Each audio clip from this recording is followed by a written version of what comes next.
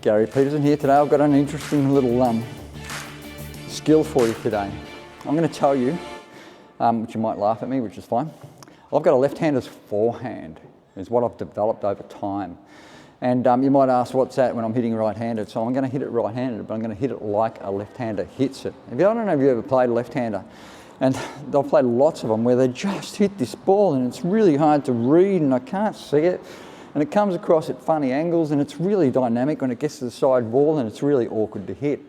I've basically developed that to get a left-hander's forehand, and I'll show you today. So my left-hander's forehand is this, that one there, okay? So it's pretty cool. It goes really well, it hits target really well, and it's quite repeatable, and it's very dynamic. So what makes it dynamic? I'll hit it late on my body. So I'm going to hit it off my back hip generally, or behind my back hip. It's just what it feels like I'm hitting it from back here. And I'll use my wrist a little bit to go across. So I'm going to break my wrist ever so slightly when I strike the ball. And I don't care, and I know people talk, you've got to have this, and your wrist has got to be cocked, and it's got to be strong, it's got to be whatever. This works, I'm telling you. So I'm breaking my wrist, so that's pretty simple. So I'll go from here, I'll not turn my shoulders and I'll turn my wrist in and I'll hit from there off my back hip, and that will work really well. Down the wall, it's no different there. I'm just hitting it from slightly behind my body, slightly back here, instead of hitting it in front. Now you can hit it from front foot there, but generally I'll let it come back. So I want to let the ball come back.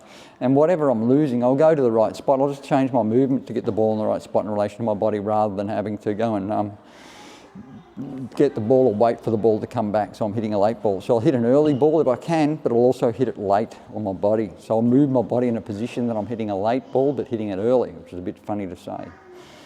So when the ball comes there, I'll wait and I'll go through there. That's the down the wall one. The big benefit is the cross court. And this is what it's all about. The reason it's all about the forehand cross court is because it's such a powerful area to win points from. What happens is if I cross court from here, I'm cross courting someone's backhand, which is most likely their most weakest spot. If it's not their weakest spot, it's the most difficult spot to get prep and power when the ball is behind you. So I'm going there deliberately, I'm trying to cross it and I'm not using my shoulders. So really this is all about the cross court and the ability to get it cross court from awkward situations. So I've got the camera over there, so I'll need to move back a bit as I'm there in the back corner, so I'd be back here. But what I'm going to do is I'm going to come back and hit the ball like this when the ball's on the way back. So when the ball's back there, I'm going to hit the ball back that way. And that's how that one's going to work.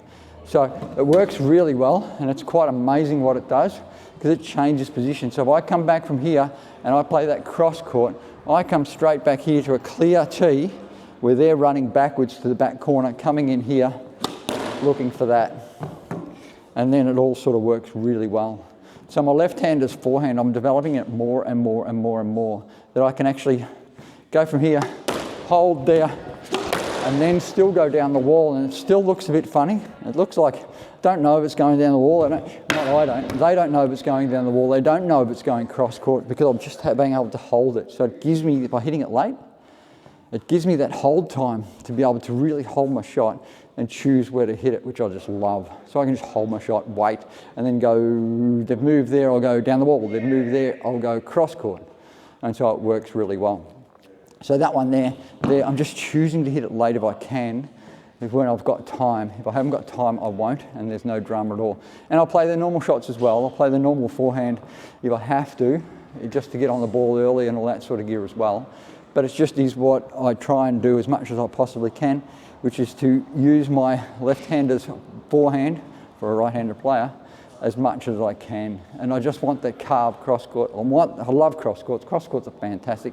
Cross-courts, just quickly, the reason why they're so good is because if I go across, now this person here has to straighten the ball up. And they have to get it on the wall, and they can't get it on the wall. They can't keep it on the wall unless they strike it when it's on the wall, because that's the only way you can get it close to the wall, and that's on the wall. The only way is that they hit it when it's on the wall, but if it comes away from the side wall, they can't keep it on the wall. They can put it on the wall up there, they can put it on the wall back here, or they can put it on the wall back there, but they can't keep it on the wall, they can't keep it tight. The more I play straight drives down the wall, then there's an option for it to be really tight. And there's an option for it to get too tight, and you're fighting the side wall, and that's good and bad. Depends if you're better or worse than your opponent at keeping the ball tight. If you're better, go down the wall as much as you like. If you're not better, get the thing cross court. Open up the drive down the wall and then come in on the next one, and then it looks pretty cool. So that's it. That's how you roll with the left-hander's cross court, left-hander's forehand. I love it. Left-hander's forehand, really difficult. It's all about your shoulders and not turning your body, hitting off a late hip, so the ball becomes really neat and you can actually buy time and hold, which is all the deceptive components, which are fantastic. You should give it a shot a little bit, just hitting the ball a bit late. You need to use a little bit of wrist, which is that turn-in wrist, just a little bit there to get that racket angle back if you're taking it really late. So the more the ball's late there, the more you need to just hit that wrist that way a little bit, which is what they say you shouldn't do. It works just fantastically. So I'm doing it as much as I can. Okay, I've got our 2 shots on the screen, which is the cross court and the straight hit. And it's really, really quite deceptive. And you'll see what happens here. We're going to have the same prep. We're going to step at or behind the ball. Depends on which one you're doing. You tend to step more beside the ball in the straight hit and more sort of at the ball on the cross court to get the angle on your leg.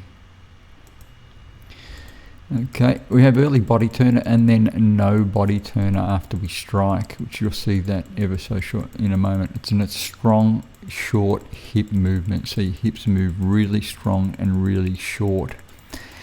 You keep your head still throughout the motion, and it's a low follow through. So you finish up with your wrist around about your hips, somewhere there. So it's really, really quite dynamic. You use your wrist for cross court, and you come out off the ball really strongly and really capably. So at point of impact, you'll find that your wrist will be turned through and you'll bend your wrist around through the ball. So what happens is your wrist will stay near your leg and it will stay near here and cut around. So your wrist will go, the rack will go from there and it will turn around here. And that's what will happen with that one. Your wrist goes down the floor, but a little bit more with this one. So your wrist has moved from there to there versus wrist staying very close to your knee. And so it's like a pivot point that you turn around more than a, let's say, swinging your arm through. And then the last thing I'll say is that you have this, you can see how I've kept my elbow pretty much through here and it's bent my arm forward through here versus more of a flowing extension where it comes through. So I've really kept my arm or my elbow point the same to go and hook around and turn around and push my elbow out a little bit to go and get that angle across, and that'll make the difference as well. So it's not the drive of your wrist down the floorboard, it is the more of a hook of the wrist around a midpoint, a center point, and the center point being this point here, this point right here. So it's sort of, sorry, that should be an arrow. It's more a center point around this point here that works really well. And so you try and keep your wrist around that point and you rotate around that point, and that gives it the cross court drive, so it goes off really well. The ball will go from back here across court. This one will go from back here down the wall. And so there's your 2 differences, and it's pretty dynamic, it's pretty amazing, and it's really, really good. Come off the ball. There you go. You come off the ball here, nice and early. See the cross court, you actually, strange enough, come off the ball virtually quicker than you could do off the drive down the wall. Well, I did in this case anyway. So and that's all part of your shot as well. Coming off the ball is all part of your shot. And you'll see the ball as it comes down and comes through. There's a ball behind me on the left one, and there's a ball in front of me on the right one. These are power drives. These are not lobs. It's just a wonderful skill to have. Get into it. And that is your left-hander's forehand.